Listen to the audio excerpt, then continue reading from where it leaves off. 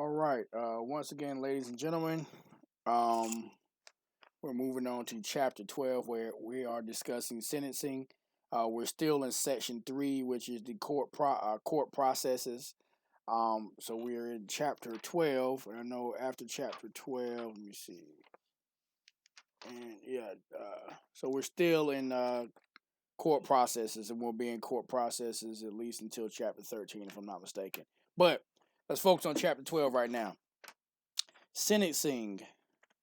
So, as an introduction, of course, one part of the criminal justice system, we talked about, trial, plea. Well, remember, you were brought before the people, and you're brought before the people because you are accused of committing some transgression or some breach of that contract between you and the rest of society. So, you've broken a law. So there are punishments to go with it. Of course, if there were no punishments to go with breaking laws, there was no, they would hold no weight.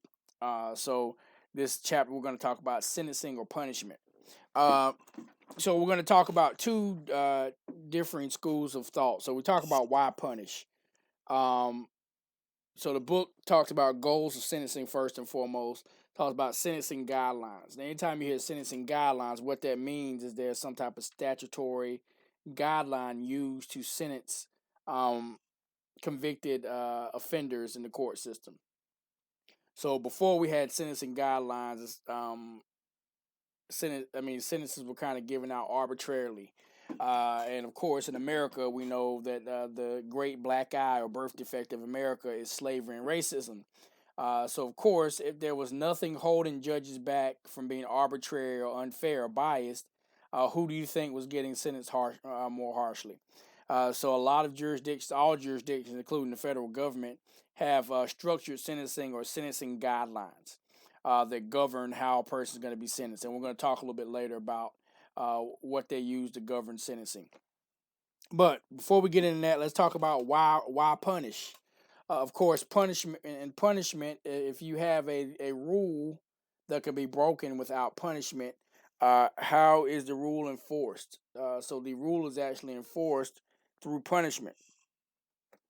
So we're going to talk about two schools of thought. We have the retributive, or which means retribution, retributive justification for punishment first, and then we're going to talk about the utilitarian, or to serve a utility, utilitarian justifications for punishment. So we're going to talk about those two schools of thought. With retributive, um, it rests on the idea that it is right for the wicked to be punished because man is responsible for his actions. He ought to receive his just deserts. So it's almost eye for eye. You did it, you get punished. Um, that's what we talk about in the retributive justification for punishment. When we talk about utilitarian justification for punishment, and this is in the utilitarian school of thought, it emphasizes the prevention of crime, so it's more of a utility. So instead of punishments just being you did this or you get that, it goes deeper into the why of punishment and saying, well, let's allow the punishment to serve a utility. Let's give a person a punishment where society gets something out of it, and possibly this person gets something out of it to keep them from recidivizing or committing crimes again. So it emphasizes prevention of crimes in the future. Punishment is seen as a means of deterring the offender from reoffending or discouraging others from following his example, and that's deterrence. So deterrence is when you want to keep that person from committing a crime, or you're trying to prevent others from following his example. Preventing the offender from committing additional crimes by locking him up is what we call incapacitation. So we're going to talk about each one of those individually. And then you also can reform the offender by rehabilitation. So three main things we're going to talk about: deterrence, incapacitation, and rehabilitation. And when we talk about retributive, when we talk about utilitarian. So in other words, those are what utility does sentencing serve? Does the sentencing or does the punishment serve? So retributive or retribution, the just desserts theory of punishment, pretty much talks about a person getting what they deserve. And it focuses more on proportionality. So it's almost about the crime itself, I mean the punishment itself being proportionate to the crime. So you did this and this is this bad, so you got to get sentenced this bad. Or you did this and this isn't that bad, so you must be sentenced and punished this bad. So that's the thought behind the retributive. Now let's focus on utilitarian. Now that means the punishments themselves are serving a utility for society. First thing we're going to talk about is deterrence. Deterrence is the process of trying to prevent the person that committed the crime from committing it again and becoming a recidivist. So when I say recidivist, that means a repeat offender, someone that commits crimes. Committed crimes, gets in trouble, and they become the revolving victims of the revolving door. But it deters. Deterrence is about keeping those who are convicted from committing future acts of crime, and also keeping others from committing crime by using that person as an example. So you don't want to follow that person's example and get in trouble like they did. That's one reason that sentencing and just the trial process is so public, because it puts everyone on notice that if you do that, you'll get that. So we got two types of deterrence. Specific deterrence. This occurs when someone who has been legally punished ceases offending because of fear of future punishment. So it's specific. Then we have general deterrence. This occurs when potential offenders or everybody else in society learn of the consequences of criminal involvement and decide not to risk subjecting themselves to the same punishment that someone else got. So kind of we kind of split the definition in half. So we have specific deterrence when there's one person keeping you from committing a crime again, and we have general deterrence when we put society as a whole on notice, and we tell society this is what will happen if you do this, so it deters them from committing crimes. The second utilitarian justification of punishment is incapacitation. So we talked about deterrence. Now we're going to talk about incapacitation as a utility.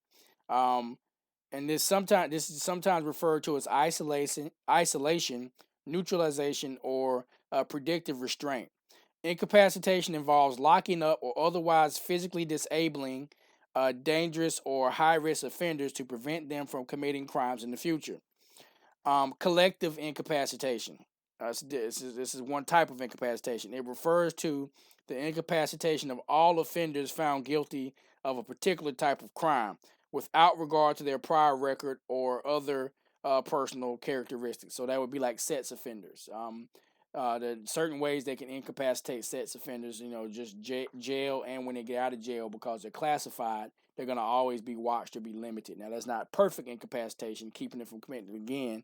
And some states even have some type of physical, like chemical castration for sex offenders that can't control their urges. But for the most part, an example of collective incapacitation would be where you're essentially treating everyone that's convicted of this certain class of crimes, and you're incapacitated. Like, even if they're not gone forever, there's a sentence you give them where they go to jail or they're going to be watched forever. That's collective incapacitation. Then you have selective incapacitation. It focuses on that individual offender as well as the crime. Whereas collective incapacitation means incarcerating those whose crimes are deemed dangerous, selective incapacitation involves incarcerating primarily those who, when free, commit the most crimes. It involves predicting that an individual offender or offenders with certain characteristics will commit additional crimes if not locked up. So it focuses more on the individual, what they have going on, and whether or not they're likely to recidivize. Now, the next function or the next utility served, or that we're going to talk about in utilitarian justification for punishment, is rehabilitation. This is the third utilitarian justification for punishment. It's sometimes referred to simply as treatment. Rehabilitation refers to any measure taken to change the offender's character, habits, or behavior patterns so as to diminish his criminal propensities. And rehabilitation is probably the most important because a lot of times, if most crimes people commit, they eventually get out of jail, even if they're in there a long time. The process should be about rehabilitating them, teaching them what they did was wrong, and trying to get them on the right path. A lot of times, what I say that rehabilitation is kind of um, a legal fiction, or a fiction, because we say it in practice. I mean, we say it in verbiage, but it's not necessarily. It doesn't necessarily happen in practice. So when we send people to jail, um, are they really being rehabilitated in that jail atmosphere, considering what's going on, and the type of people that are in there? Sometimes jail makes a person more of an animal than they were when they went before they went in. So when they come out, are they coming out rehabilitated and ready to start in society, or are they coming out with this jail aggression, prison aggression? And then not only that, the way society treats people once they come out or they're punished, the question is, are they going to be able to really fully be rehabilitated if society is going to keep them down where they can't? It's going to be very hard for them to progress. Yeah, I think most people don't come out of jail rich, unless they went into jail super rich and they saved some money or something like that. But for the most part, people come out of jail and they don't have what's that, a pot to pee in or a window to throw it out of. And that's figuratively speaking. But so they're already at a disadvantage economically, and now society is treating them, so they can't get jobs. It's hard to get jobs, so sometimes society itself creates recidivism.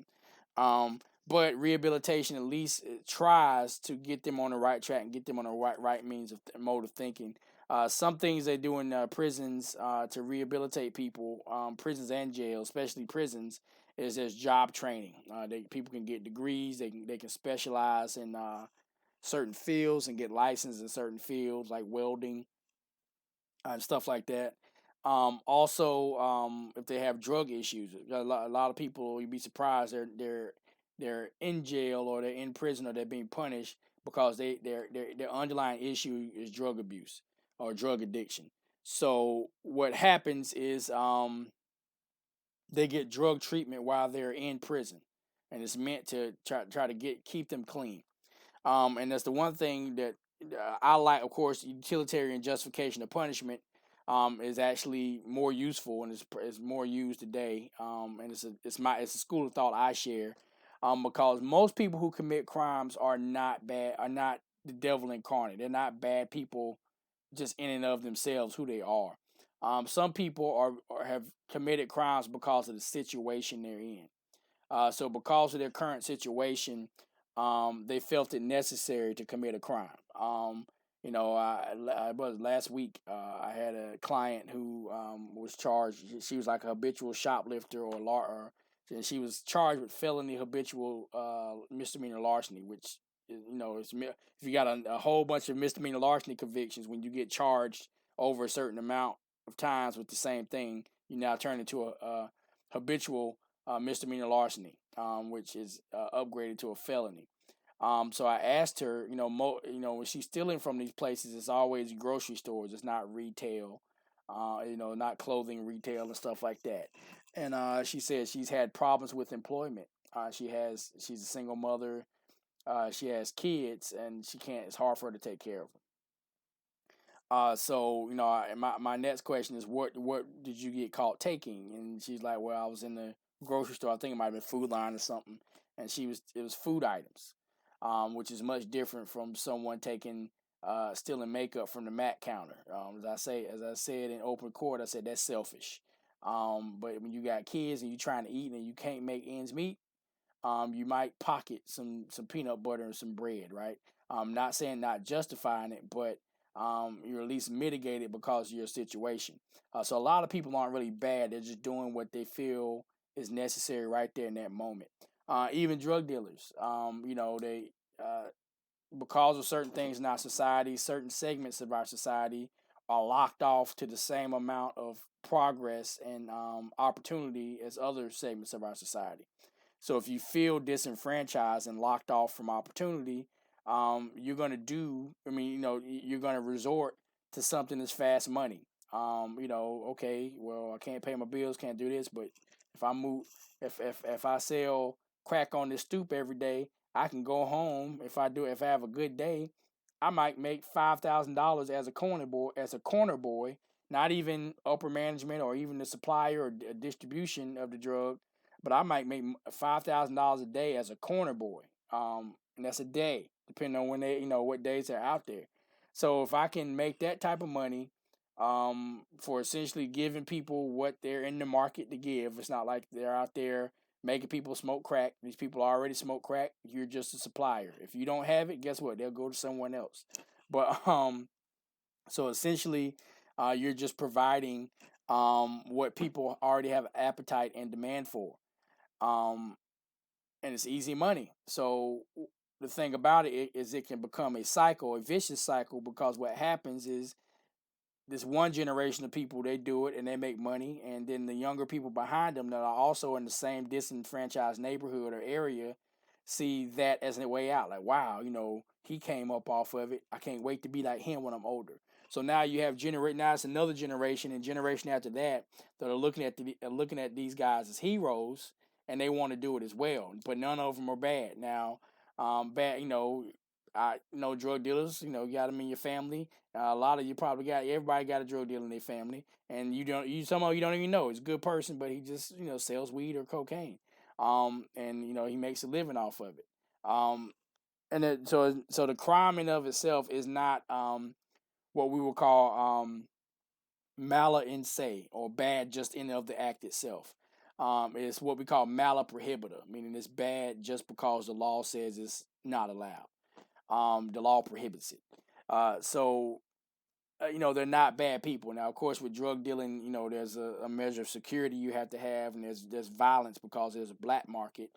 Um, but these are crimes where people aren't bad. So what I realize about a lot of crimes, now there's some people that are bad people, right? They're just evil incarnate. But for the most part, 90+% of people in the criminal justice system are doing what they feel they need to do in their situation to get by. So that's why I definitely believe in rehabilitation. You can sometimes change people. Um, and for the most part, you can change people. There's some people that don't change, but more likely than not, most people that come through the criminal justice system, you may be able to change them if you catch them at the right time. So next section, how much to punish? Of course, we're going to talk about the two approaches again. The retributive or retribution approach. Of course, it's always when you're talking about just desserts, you're always talking about proportionality. So the punishment has to fit the crime. So it's all about punishing someone proportionate to what they did. If it's shoplifting, your sentence is going to be proportionate. It's going to be lighter. If it's murder, of course, it may be death penalty, or may be close to an eye for eye, or something way more serious. How much to punish in the utilitarian approach? Sorry about that. The utilitarian, who justifies punishment on the basis of the positive results it produces, would give a variety of answers to that question. How much should we punish? Utilitarians generally agree that the amount of punishment should be the amount that would be needed to prevent the offender or other potential offenders from committing crimes in the future. So it's not any definite answer to the question. If deterrence is viewed as a justification for punishment, then the amount of punishment should be sufficiently costly to outweigh the potential benefits of crime. So in other words, you want to make the punishment such, if you're trying to deter, you want to make the punishment such that a person would be like, you know what, for this crime I'm about to commit, I don't think it's worth 20 years of my life. You want them to think about it before they do it. So then you have with incapacitation, because the goal of incapacitation is to prevent future crime by isolating dangerous, high-risk offenders, the amount of punishment would be proportionate to the risk posed by the offender. So if this person is especially dangerous, or the crime they committed is especially dangerous, the punishment is gonna be equivalent. So we have to keep this person dangerous. We got to keep them off the streets. So it's probably gonna be a longer punishment. An offender whose predicted risk of reoffending is high will be punished more severely than one whose predicted risk is low. Then we have rehabilitation. If rehabilitation is regarded as a justification for punishment, the nature and duration of the punishment will only depend on what is needed to actually reform or change the offender. So you see those, we talk about deterrence, incapacitation, and rehabilitation, and how, and viewing those things, how you view the punishment. Judges' options at sentencing. An individual who has been convicted of a crime faces a number of different sentence alternatives.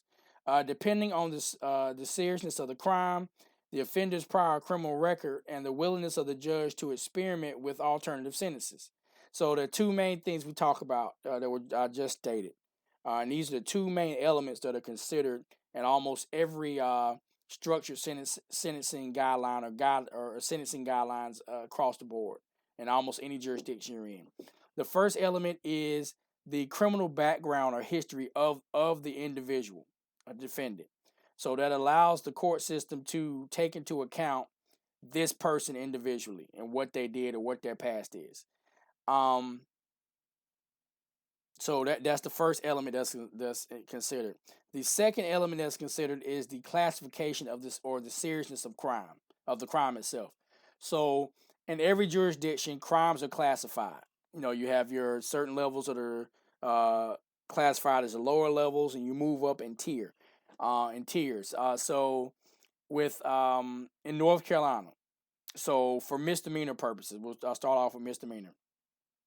For misdemeanor purposes, the lowest level misdemeanor you can be convicted of is a class 3 misdemeanor. It's low on the totem pole. As we go up the totem pole, we have class 2, class 1, and then class A1. There's a sentencing guideline chart, and the book has one. The one that the book has, and it is on page 311. It is from the state of Minnesota, but North Carolina, and this is more along the lines of North Carolina's felony sentencing. But it looks kind of like it, but it's not perfect. But it shows you the different the two elements put together. So usually from the bottom of the top to the from the bottom of the page to the top, that's where we consider the classification of the crime. So like I said, North Carolina, at the bottom of the page, you have your class 3 misdemeanor running all the way to the top to your A1 misdemeanor. Then you move up to felonies. Now the felony sentencing chart is different. It's a separate chart, but it starts out, I call it the alphabet. The lowest level is class I, and it goes up to class A. So it's hard to say. I'll go down. So it's A, then B1, B2, C, D, E, F, G, H, and I at the bottom, and you work your way up. So the class I felonies are low level felonies. They're usually all nonviolent. Usually deal with possession of narcotics of some sort, or usually some type of nonviolent crime. Then as we move up to H's, that's when we usually have the property crimes, people stealing or people obtaining property by false pretenses, felony larceny and stuff like that. We move up the chart. We move up till the crimes get more serious. So when we talk about your class D and E felonies, those are usually your very violent felonies committed with the weapon. Then you move up to your B, your rape, and your sexual stuff, and then A being your murder, your homicides, or your different types of homicides. So you have that going across from top to bottom. I mean, from bottom to top of the page, in classification. So bottom is worse. Bottom is the lightest sentence or the less serious, all the way to the top, which is the most serious. Then across the top of the page, generally going from the left of the page to the right, you have the criminal record of the defendant.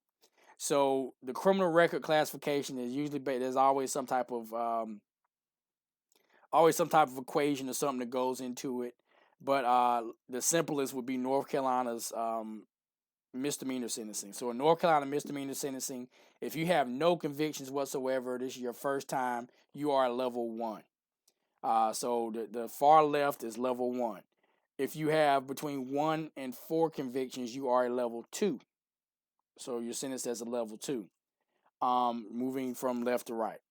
If you have 5 or more convictions, you are a level 3, and that's where they stop. So 5 and up, you can have from 5 to 25, and you are a level 3, or 5 to infinity, and you're going to be considered a level 3. So in misdemeanor sentencing, you're going to have the classification of the crime. So if you have a class 1 misdemeanor, we go from the bottom. We go class 3, class 2, class 1, and you are a level 2. When they factor in your prior convictions, you're gonna go to that spot on class 1, and then you're gonna go over to level 1 and then over to level 2, and there's going to be a box. In that box, that is those are the guidelines, those are the restraints put on the judge. So yeah, is there discretion in that box? Yes, but the discretion is minute. You're talking about a matter, for misdemeanor sentencing, you're talking about a matter of days, not a matter of years. Um, but in that box, that judge can sentence you, and even the type of sentence you can get, whether it be active incarceration, whether it be probation, or whether it be intermediate, meaning some possible mix of probation and something else, or probation and a shock sentence, or what we call a split sentence, which is some jail time. So that's how sentencing guideline charts go. Almost all of them, they may have different nomenclature, different naming and numbering, but all of them generally work the same. The death. Let's talk about the death penalty. In the United States, 30 states and the federal government have statutes that authorize the death penalty.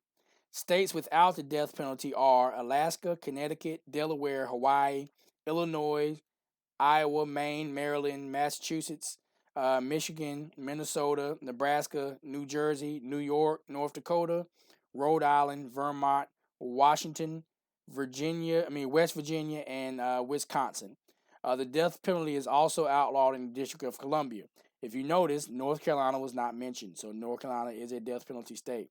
Um, Current death penalty statutes have a number of common features. Most are what is referred to as guided discretion statutes, which allow the death penalty to be imposed only if at least one statutorily defined aggravating circumstance or factor is present. So you can't just give the death penalty. There has to be an aggravating or a certain number or set of aggravating factors that have been satisfied or proven beyond a reasonable doubt, along with guilt. Before the court or the jury or the judge can even consider the death penalty. Constitutional issues. So we'll talk about a few cases that determine or that change death penalty. Although the Supreme Court has never ruled that the death penalty on its own or per se is cruel and unusual in violation of the Eighth Amendment of the Constitution. Let me pause there. The Eighth Amendment prohibits excessive bail, meaning your bail must be proportionate to the crime, even though it doesn't delineate what excessive and what fair bail is, but it just says it must, in other words, bail must not be excessive, and then it also prohibits cruel and unusual punishment. And that comes from the colonial times, or but when Britain was still in power, some of the ways they punished people were cruel and unusual. You could be drawn and quartered. You might be in the stocks where you have your head in the hole in your arms. Different embarrassing things. We moved away from that, and we started to punish people with incarceration or isolation, and the death penalty. And the death penalty was always there, but even back then, the death penalty was pretty cruel and unusual. Beheading, so you're talking about permanently maiming the body. So you're killing me, and my family might not even be able to see me, or I don't have a head, or the mortician has to reattach my head for viewing. So that was definitely cruel and unusual. So, that's kind of what the Eighth Amendment did. It changed a lot of that stuff, and it prohibited a lot of it. Now, the first case we'll talk about is Furman versus Georgia from 1972. The court ruled that the death penalty, as it was being administered under the then existing statutes, was unconstitutional. In the 5-4 decision of the Supreme Court, it focused on the procedures by which convicted defendants were selected for the death penalty. The justices ruled that because the statutes being challenged offered no guidance to juries charged with deciding whether to sentence convicted murderers or rapists to death, there was a substantial risk that the death penalty would be imposed in an arbitrarily and discriminatory manner. Meaning, if you don't have guidelines for sentencing the death penalty, that means the jury is going to do what they want to do. So we're talking about Georgia, in the South. If it's a black person, that person might just get the death penalty only because it was an all white jury and he was a black person. So and that has, and it's arbitrary and discriminatory. So what the Supreme Court didn't want to leave the door open for that type of stuff. So they demanded that they have guidelines. So if you're going to sentence the person to death, you got to tell us why this guideline or these aggravating factors were met. So um, the impact of the Furman case decision was dramatic. The court's ruling emptied death rows across the country and brought the process that fed them to a stop. The court they felt like it would be a backlog or overcrowding, and that they would end up just ending the death penalty altogether. But the court in future decisions actually didn't do that. It decided to regulate capital punishment or the death penalty rather than abolish it altogether. So it just wanted to make sure. So essentially, what the Supreme Court in its rationale in some of these cases was to make sure that there were guidelines and that there was regulations to what had to be done, what had to be proven, and what the process was for giving someone a death penalty. That it not just be arbitrary or leave, and which would leave room for discrimination. So in other words, you had to have, most states have aggravating factors that had to be proven, even in a murder case. Or in a murder case before they can give the death penalty. And there was a case also that ruled that it was unconstitutional, and that's because of proportionality of sentencing someone to death for rape alone. Now, if there's a rape and you kill the person you raped, then of course that's probably an aggravating factor, so you can get the death penalty. But if you're just convicted of raping someone and you didn't kill them, I can't remember the name of the case. I don't think it's even in this book. Yeah, I don't think it's in this book, but it outlawed the death penalty for rape cases. So when we're talking about death penalty, we're generally talking about murder, about homicide cases. Homicide, and there must be some type of crazy aggravating factors applied to it, like homicide done in a certain manner. So that's what the case. That's what these cases are pretty much saying. Um, Another big case. One came out of North Carolina, the other one out of Louisiana, and there were 1976 cases. So 4 years later, the Supreme Court held that the mandatory death penalty statutes enacted by Louisiana and North Carolina were unconstitutional. So in other words, they just made so depending on what you're convicted of, it was mandatory death penalty. And the Supreme Court said that is also unconstitutional. So not only are we not going to let you sentence people to death without guidelines, we're also not going to let you sentence people to death just because they're convicted of the crime without considering anything else, without looking at it on a case by case basis. Um, so they were unconstitutional both because they provided no opportunity for consideration of mitigating circumstances, and because the jury's power to determine the degree of the crime opened the door to the type of arbitrary and wanton jury discretion. So it would also once again open up the door for discrimination possibly. So it said, we have to look at everything on a case by case basis. Also, you're taking away the defendant's opportunity to offer mitigating factors to show why he, even if he's convicted, why he should be allowed to live.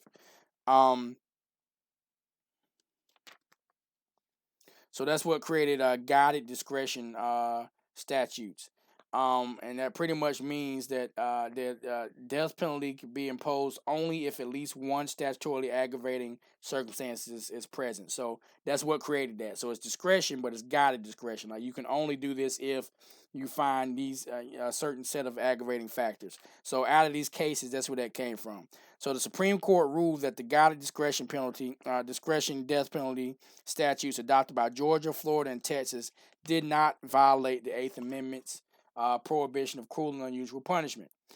In Gregg v. Georgia, another 1976 case, the court held that Georgia statute, which required a jury to consider and weigh 10 specified aggravating circumstances, allowed the jury to consider mitigating circumstances and provided for automatic appellate review, channeled the jury's discretion and thereby reduced the likelihood that the jury would impose arbitrary or discriminatory sentences according to the court. So it's all about making sure we have, it's not arbitrary. In other words, it's not mandated that you get death penalty just because of this. And it's not arbitrary, meaning it doesn't give unfettered discretion where there can be discrimination. So they met in the middle. They said, well, we have to have guidelines, for which you can, actual guidelines that can be looked at on a case by case basis. So that's what came out of it.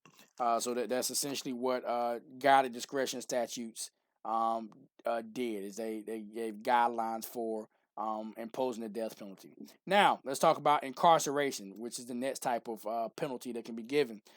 Unlike the death penalty, which can be imposed only for first-degree murder and a handful of other offenses, a jail or prison sentence is an option in most, if not all, criminal cases.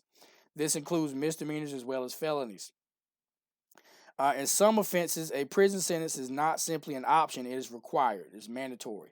All jurisdictions in the United States now have laws that prescribe mandatory minimum terms of incarceration for selected crimes. So depending on what the crime is, you're going to jail, no matter what, even on that sentencing chart. That's another thing about the sentencing chart. That's why you have to look at one. And I think I'll upload and send you guys a PDF of the North Carolina sentencing chart as well.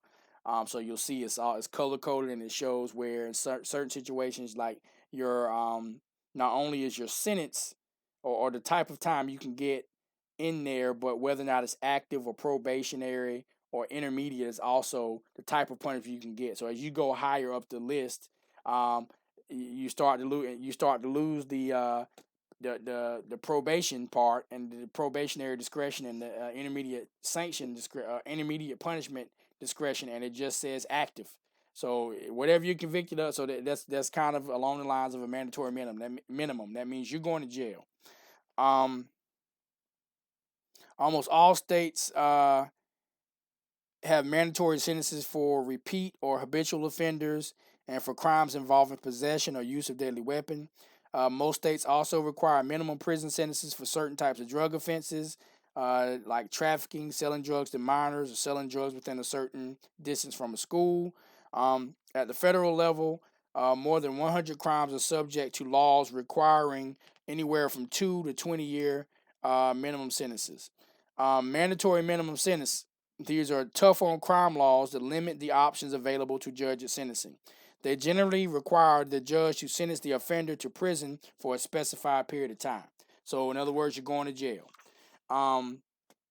Indeterminate. Now you have indeterminate sentences. Indeterminate sentences are sentences where you're sentenced in a range. There's a max and a min, and this is just I'm explaining it in layman's terms rather than the book definition.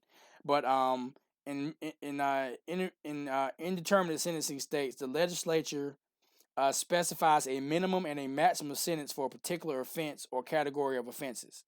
In sentencing an offender, the judge either imposes a minimum and a maximum sentence within a range, or alternatively determines only the maximum sentence that the offender must serve. In some situation, they can work it down to the minimum. So in North Carolina, for felony sentencing, felony sentencing in North Carolina is indeterminate. So you have a minimum and a maximum, and you start off you're pretty much sentenced to the maximum, and you work your way down depending on work release, good time, how you're acting in there. In other words, you get in trouble, you can work down to your minimum. But your minimum is essentially what you're going to do. You may not do the max, but you're definitely going to do the minimum. And North Carolina also has they had a few years back a fair sentencing statute that also allowed, even with certain minimums, depending on the crime, because some crimes you get sentenced to jail for aren't as serious, and they want to keep people out of jail, so they find ways to even shorten some of those sentences and kick people right back out. Then you have so that's indeterminate sentencing. Remember, indeterminate, there's no determined amount of time. It's just a range, like a max and a min and a max. Determinate sentences, which are fixed term sentences that may be reduced if the offender behaves himself while incarcerated. So North Carolina has determinate sentencing for misdemeanors. So you get an amount of days. So you get convicted of a class A1 misdemeanor and you're level 3, which is the worst, and A1 is the worst as well. You can go to jail for 150 days, and that's it. So anywhere from 1 day to 150 days is where the judge can sentence you. But whatever the judge gives you is determinate because it's an amount of days. They're not going to say I'm going to sentence you to between 100 and 150 days. No, they have to give you the days, the number of days, and that's determined. So you know when you're getting out. If you can scratch at midnight every night, or at the end of every day you scratch and do the tally, you can count your days and know when you're getting out. So that's determinate sentencing. The book on page 311 does have an example of it says Minnesota's sentencing grid, but I'll probably post a North Carolina sentencing grid with this lecture as well. So I'll post a PDF of that. I think I got it somewhere, so I'll do that. So the book then talks about some experimental stuff and what stuff that goes on in other states, limiting incarceration. They talk about the public safety realignment in California. It was a statute in 2011. The California legislature passed the Public Safety Realignment Act, which transferred responsibility for supervising low-level inmates and parolees from the California Department of Corrections and Rehabilitation to the counties. So they were trying to keep people out of the Department of Corrections as much as possible, keep that for the real meanies, the real serious criminals, and most of the less serious crimes, trying to direct that stuff back to county jails. The legislation, which took effect in October 2011, provides that offenders sentenced after October 1st, 2011, non-serious, violent, and non-sex offenses are, with certain limited exceptions, no longer eligible for state prison sentences. It shifts the responsibility for post-release community supervision of prison inmates serving sentences for non-serious, non-violent, non-sexual offenses from the state to the county. That means now the county is also in charge of their post-release parole or probation. And then also C, as of July 1st, 2013, transfers responsibility for revocation hearings from the state board of parole hearings to the county court system. So that means now the county judges determine whether or not they were going to be violated on their parole or their probation. So that's just what they did in California. That was just an example. Now let's move on to probation. The primary alternative to incarceration is probation. The judge releases, and this is where the judge releases the offender into the community and imposes a set of conditions that the offender agrees to abide by. The conditions of probation typically include regular meetings with the probation officer and a requirement that the offender obey all laws. Other conditions might include drug testing, substance abuse treatment, and enrollment in educational programs or community service, something like that. So the way I describe probation, as a matter of fact, the way they read out, the way they say they place someone on probation, the way it sounds in North Carolina courts is they sentence a person. They say, so in felony court, they'll say, I sentence the person to a minimum of 6, maximum of 8 months in the North Carolina Division of Corrections. That sentence is suspended. So a lot of times my clients don't know. They hear that first part and they're like, oh my God, I'm going to jail. But then the judge says that sentence is suspended. So a suspended sentence, just think of it as a boulder hanging over, or sharp, I'll say a boulder, hanging over your heavy 3-ton boulder that's suspended up by a thin rope that's hanging over your head, and everywhere you go, you have this boulder. And all it takes is a mistake to cut the string, or the string getting weak and breaking, and that boulder falls on you. So it's like so they call it a suspended sentence. So they suspend the sentence and they place you on probation. Now, there are different types of probation. There's unsupervised probation, which is normally usually in misdemeanors or in some felonies. Let's say where a person, before they get to court, they have satisfied a lot of the things that the court would have had them do. So a lot of times with plea deals, if I have a long enough time between the beginning when I get in the case and the time that we enter a plea deal, if I know like it's a case where my client owes restitution, if my client can be raising money or paying restitution before court, or have it when they come to court, they're able to say, hey, yes, I'm guilty of the crime. Here's the restitution, all of it. And I did this, I did that. Sometimes the court will say, hey, we commend you for being proactive. You've paid the restitution, you took anger management, or you took a class and you've improved yourself. We're not gonna we're gonna because there's no other reason to put you on probation. We're gonna give you unsupervised probation. So that means you don't have to, and that's if the statute or if the sentencing guidelines even allow for unsupervised probation or what we call community punishment. Community punishment is also supervised probation, but it's just with basic community punishment, they can either do supervised or unsupervised. Um, so that is unsupervised probation, where you pretty much just for a period of time, you don't have a supervising officer, you just have to stay out of trouble for a period of time. And as long as you stay out of trouble within that period of time, you don't have to worry about coming to court, and you're not going to be violated. So that's unsupervised. Supervised probation, on the other hand, is when the judge says that sentence is suspended, and I'm going to place you on supervised probation. That means now, being on supervised probation, you are placed under the jurisdiction of the Department of Corrections or either the county jail system. That means that sentence is now suspended over your head, and you have a probation officer that's going to make sure you do or satisfy the conditions. So they read out conditions. Normally not commit or be convicted of any offenses. Drug testing. Sometimes, depending on what happened in the crime, you can't associate with certain people. And sometimes you can't have any contact with an alleged victim in the case, stuff like that. So they read out these conditions, and you're placed on supervised probation, and that means you also have regular meetings with the probation officer. Got to meet with the probation officer, do what you're supposed to do. And as long as you're doing what you're supposed to do, you're not going to be brought back to court unless there's some type of review where they're coming in to bring you to court to review whether you still need to be on probation or not because of how good you're doing.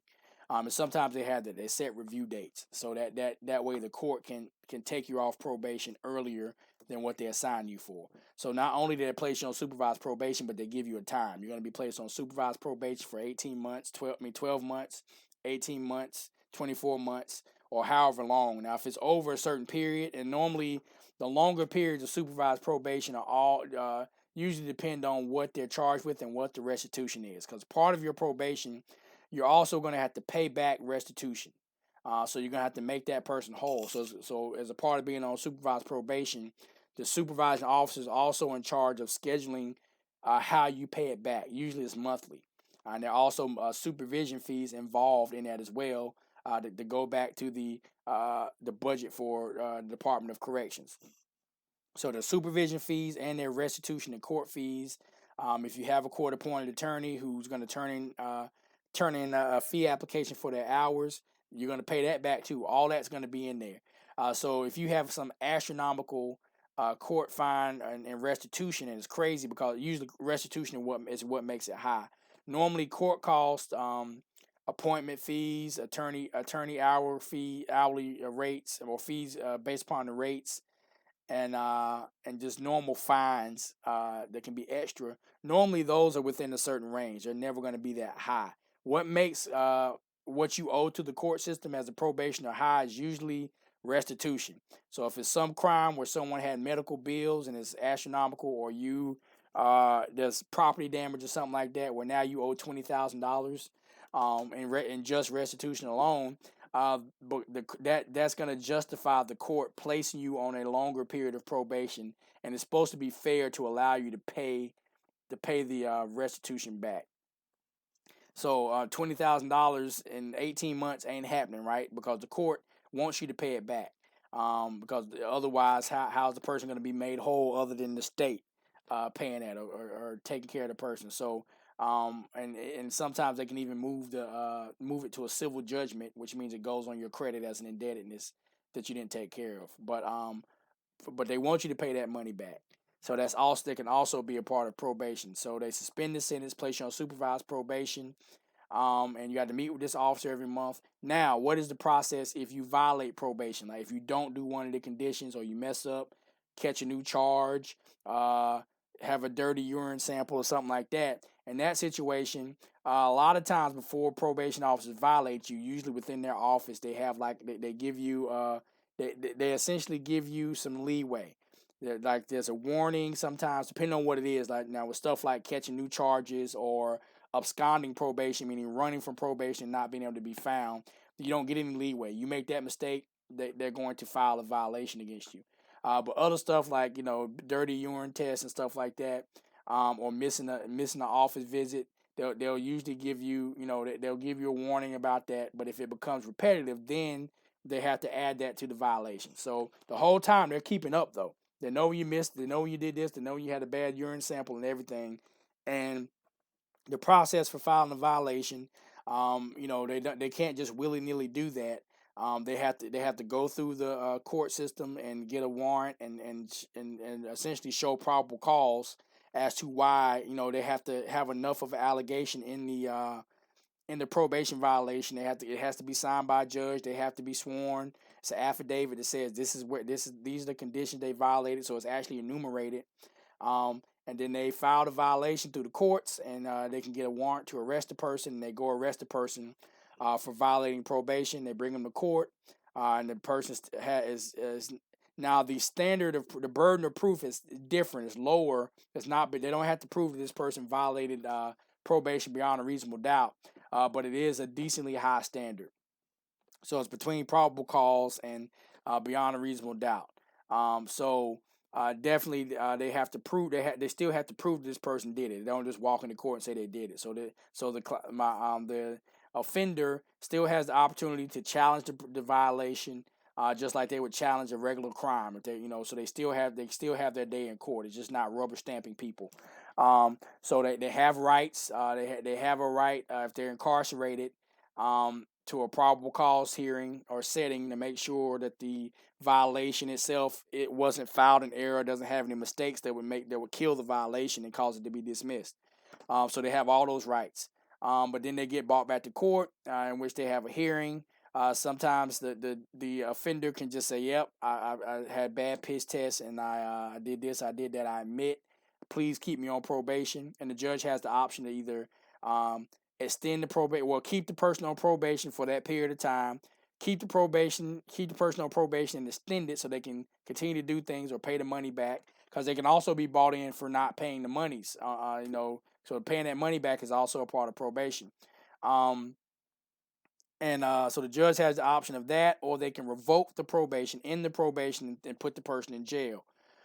Or they can do what we call split sentencing, or there's some type of confinement in response, or we call it CRV, confinement in response to violation. It's not giving you all your time, but it's putting you in jail for a shock sentence, and you get out and you're still on probation. So they can do that. Like I said, they can extend your probation, or they can say, well, we're going to keep them on probation, maybe add community service or add some type of intermediate sanction as a punishment for violating. And sometimes if they find, they just keep you on probation and extend it. So sometimes, normally when people are just brought to court for monies and nothing else, because now in North Carolina, they can't put a person in jail just for not paying their money. Now they can bring you to court. Now if it becomes repeat, in that situation, they can put you in jail for monies, but they can't incarcerate you or revoke your probation just solely based upon one monetary violation. So of course, because that means most people in the court are poor anyway, right? So you're already in a situation where you're on probation. You pretty much bit off more than you could chew, just by getting on probation. And most people get on probation because the only alternative is jail, so they'll take it. But then when it comes to whether or not they can really successfully complete and do everything they're supposed to do on probation, for some people, just based upon socioeconomics alone, they can't do it. Now, even saying that, there are a lot of people that do well on probation. I only represent people when they violated probation, so it looks like everybody on probation is doing a horrible job and they're always getting violated. But there are a lot of people on probation that are doing fine. They pay their monies back. They're not testing positive urine samples. They're doing what they're supposed to do, and they get off probation. As a matter of fact, sometimes judges can put in a judgment that this person shall be transferred to unsupervised probation once they pay the monies back, and as long as there's no other violation. So as long as the person does what they're supposed to do, they pay their money back in a timely manner. After a certain period of time, or after they pay their money back, if the verbiage is they shall be transferred, as soon as that's done, the probation officer has to come in court and transfer them to unsupervised, or bring them back to court so the court can transfer them. Now, if it says may, now that's where in practice and law, words matter. shall and may are two different words. Shall says this shall happen. It's an order. May um, implies discretion on the part of the probation officer. So if the judge's order says this person may be transferred to unsupervised upon their payment of all court fees, and as long as they're not violating in any other way, what that means is now the probation officer has the discretion in determining whether or not you're going to be transferred. And like in Greensboro, they have a blanket policy where if it says may, they're not doing it. The judge has to say shall. So if they have the discretion to get you off of probation, they're going to keep you on probation, no matter how good you're doing. So we have little squabbles about that word. So I'll be in court and say, Judge, that's shall, right? Just to make sure they say shall. So that's probation. Also a part of probation is intermediate sanctions. Um, and there are a variety of them available, stuff like boot camps, house arrest, electronic monitoring. These are things that track the offender. So electronic monitoring means you got to wear that ankle bracelet for a certain amount of time. Or house arrest means you can't leave the house unless you're going to work. You got a curfew. Day reporting centers, and that's usually for people that, and I think I said this in the earlier chapter, there is a direct correlation between crime and education. A lot of people who dropped out of high school or didn't finish their education when it was free. Um, Even if it is terrible public schools, the public education is free. If you don't finish that, if you don't get that bare minimum, you have now put yourself in a position where your earning potential is in the tank. So that means you're more than likely going to have to resort to committing crimes. And remember, we just talked about the rehabilitation part of the utilitarian function, right, or the utilitarian school of thought when it comes to punishment. So rehabilitation may be probation, where they send you to a day reporting center where you go in and you can work on earning your GED. So you can walk out of probation with everything you need to be successful. Now the problem is a lot of my clients kind of snoot their nose up or don't go in with the right attitude. They hate their probation officer, and sometimes probation officers can be hateful. Because what's crazy, you guys are my students, and some of you, and I have in Guilford County, a lot of probation employees are my former students. So you're talking about people that graduated college within 2 or 3 years ago. They might be 24 years old, and they're supervising people that are sometimes 20 years their elder. You got this person that committed a crime, they 40-something years old, and they got to come and talk to a 22-year-old about life and report to this person. And sometimes my clients lack humility. And sometimes the probation officers lack humility as well. Not that they have to have it because they're not on probation. But it does help to be less of a jerk, and you might get less of a jerk from the person that's on probation, that's on your caseload. But with that, a lot of times you have these young people that are trying to lead other people into making decisions and improving themselves. So I tell my clients, like, hey, probation is literally designed to keep you from recidivizing. It's supposed to rehabilitate you.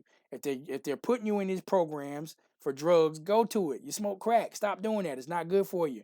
Even if you're not bothering anybody else, guess what? You're on probation, so you can't smoke crack right now. Just leave it alone. I know that's easier said than done, and weed is definitely is not easier said than done. It's easy. Leave it alone. You medically cannot be addicted to marijuana.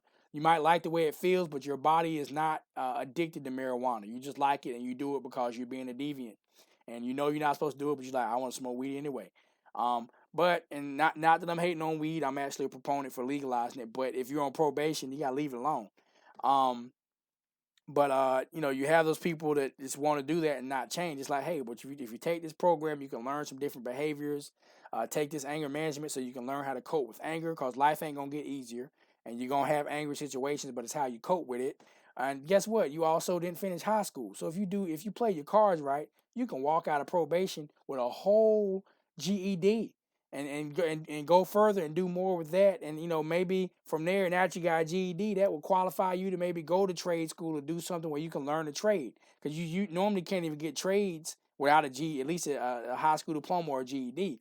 So you're setting yourself up for earning for legal earning potential, where you don't have to be on the corner looking over your shoulder, worried about if the cops are coming or if you're gonna get shot to make money. So this day reporting is then you have community service, restitution, and fines. Those are all what we call intermediate sanctions. These alternative punishments are intended to fill the void between routine probation and protracted imprisonment. Um, then you have also correctional boot camp or shock incarceration. We call them split sentence. Well, boot camp is a type of incarceration that's a part of probation.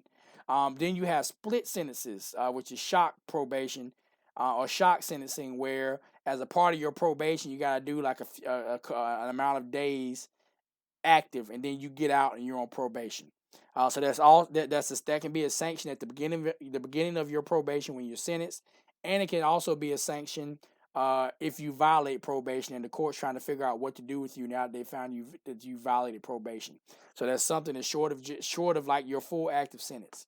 So those are intermediate sanctions, like we talked about: house arrest, electronic monitoring, community service. Then they have something called day fines, because sometimes when they try to punish people for not paying their restitution, sometimes people are at a disadvantage economically, right?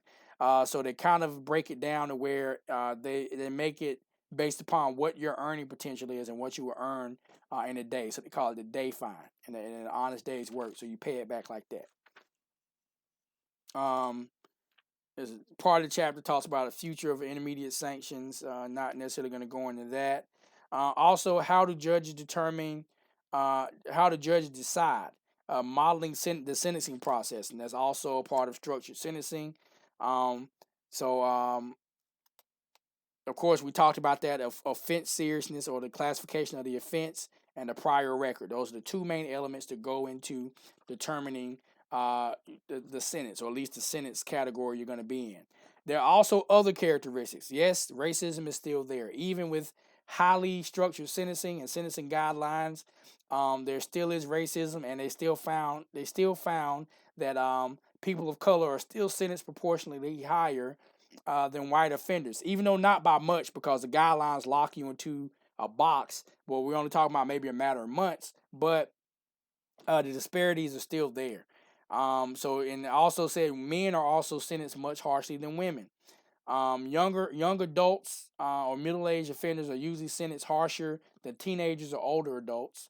And then it also, let's see, and blacks and Hispanics are, like as I said before, non-whites are usually sentenced harsher than whites. Then they talked about characteristics of the victim. So do they also consider who the victim was when they give these unfair sentences? And they even talked about that. With when white females specifically are the victims, and the assailant or the offender or the defendant is black or non-white, they are sentenced harsher, and this is based upon recent studies. And then they talked about the fact that when blacks are victims, they're whether the defendant is white or black, they're not sentenced as harsher. But if there's a white victim, they said on average there's harsher sentencing for the defendant, where the defendant is non-white.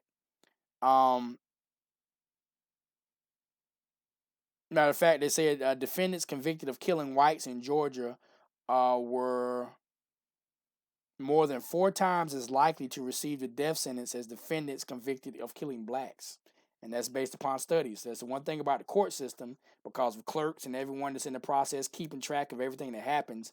It is super easy to get statistics in court. They literally, everything is on the, even things are on the record, even if it's not necessarily on the record, the race of the person is somewhere in the file. In the charging documents when they describe the person in the warrant, date of birth, age, all that stuff are demographics they can easily find in the court system. So they can literally go to the clerk's office and pull these files and find out everything. The race of the defendant. Now it's harder to find the race of the victims, but definitely you can find all that biographical information for the defendant. It's easy. And then you can find out what crime they were convicted of, even to the point where you can find the plea transcript is always in the file, so you know what type of plea deal they were given, what it was reduced from, and also their sentencing. What they're sentenced to is in a judgment. So they can literally keep track of all these statistics. That's why when judges are wilding out, I'm like, wow, you do know people keep up with that crap. But then let's see, let's move on. Case processing factors. Three case processing attributes have been linked to sentence severity. The type of disposition, and that means whether it's disposed of by plea or trial, can affect how harshly the sentence is. The defendant's pretrial status, meaning whether he's in custody or not, can also go into affecting how harshly he or she is sentenced. And then also whether or not he has a private hired attorney or a court-appointed or public defender also affects the harshness of sentencing. Critics of sentencing process charge that defendants who plead guilty, who plead and don't go through the trial process, are treated more leniently than those who go to trial and assert their right to trial, which I think is unfair for the simple fact that that almost takes away their right that's given to them in the Constitution. It's almost like they can the the prosecutor can dangle stuff in front of this person that's gonna make it almost an offer they can't refuse to give up their right. So when really you should be pushing, if you want your day in court, we're not gonna punish you for it. So we're not gonna punish you harsher because you had your day in court and had your trial. As a matter of fact, I would say after a full trial, that gives the defendant a full opportunity to tell their side of the story and to get it out so that you understand the fullness of what happened. So as opposed to pleading guilty, and it's almost like once a defendant pleads guilty, even when you're trying to explain the situation, the judge is already cut off from hearing what you got to say, because you already said you're guilty. Even if it's an offered guilty plea, they kind of stop listening.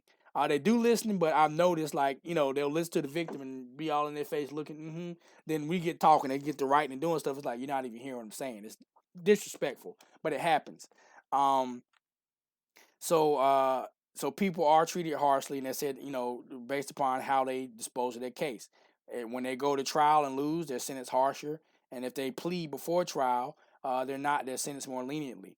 Then also the custody status, pretrial status also has a lot to do with how harshly a person's sentenced. If a person is not in jail and they're free when they lose their trial, it's been said based upon these research results that they're going to be sentenced more leniently than a person that comes into court, and they're coming into court from the jailhouse. They're currently incarcerated. Honestly, I kind of beg to differ because a lot of times when people are already in jail, and they're convicted, especially when we already talked about when they plead, they get treated more leniently. But when they enter a plea and don't go to trial and they're in jail, what's crazy, that mix. A lot of times the court says, "Oh, they're already in jail. That means they're getting time. You're there." And when you're in jail, you're actually constitutionally entitled to the time you're in. So it's automatically counting against what you're gonna get. So a lot of times judges will give lighter sentences because the person pled guilty and they're already in jail. So you already got 2 months of it out the way. I'll just sentence you to this, get you up out of there. And it happens. But, of course, these studies say differently. Then the last factor is how they were represented. Were they represented by a court-appointed attorney or were they represented by a court-appointed attorney, or were they represented by hired counsel? And sometimes they treat people differently based upon that. So, that first part, plea versus trial, that's what we call the trial penalty or the jury tax. So in other words, because you decided to assert your Sixth Amendment right to go to trial, and you lost, we're gonna punish you harsher. I think that is super unfair, and that's one of the problems with the criminal justice system. So that is chapter 12. We're about 10 minutes over an hour, so I ran a little bit long. But that is chapter 12, and I'll try to post with the chapter 12 lecture. I'll also post sentencing guidelines so you can look at them as well. But like I said, as I do after every lecture, go to the website for the book, edge.sagepub.com/Hemmings4E. You can go on that site and you can do some use student resources and do some questions. And it's hot in here. I'm sweating. Forehead is shining. But you guys be good.